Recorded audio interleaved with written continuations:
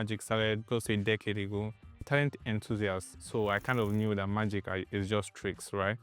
But I first experienced magic from a friend of mine, and he taught me the secret, which was really cool. And that was the first ever secret I was finding out about magic. And from there, it grew into obsession. Started doing more research, trying to learn more tricks and stuff like that. And I just became very, very obsessed with watching magic tutorials and stuff.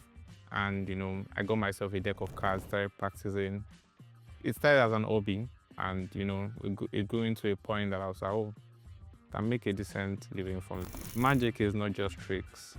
Magic is an art form, actually. Like every other art form, there's the plain basis of things. For an artist, you just draw. So just drawing something is like saying magic is just trick. There's a lot of creativity that goes into magic. There's how it is presented. It's actually a performing art, and how it is presented is very, very important, because that's what creates the magic.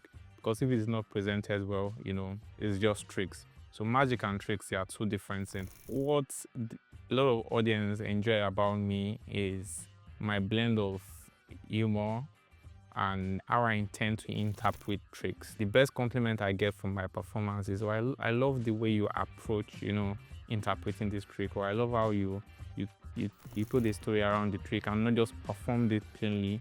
And I think that's one thing that kind of sets me apart from every other magician, even in the world, because it's something very unique. My most challenging illusion was one where I wanted to make myself float from a stool surrounded. And people don't know magic is an expensive art form. So to pull off an illusion of that skill, because there's so many brainwork that goes into it, and it did not really go the way I would have loved, but it was a fun experience figuring out how to get myself to float in front of everybody surrounded. The Guinness World Record for the longest magic throw. The actual record is 30 hours, and the record is a 21-year-old record. That is, it was set in 2004, and we plan to set 50 hours this year. So people often say the most impressive illusion is taking something and making it vanish. But I'm going to try to beat that with something very, very impossible.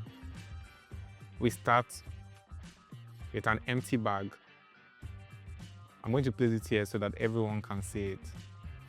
The next thing is I'm going to bring two objects that you are very, very familiar with.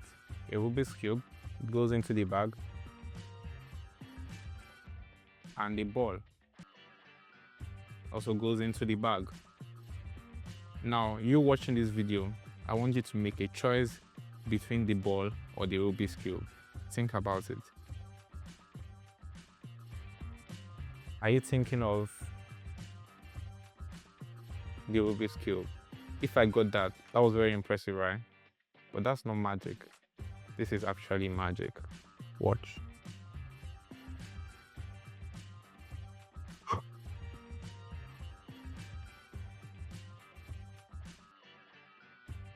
Now, if the ball is outside, I showed you two objects, the ball and the Rubik's Cube.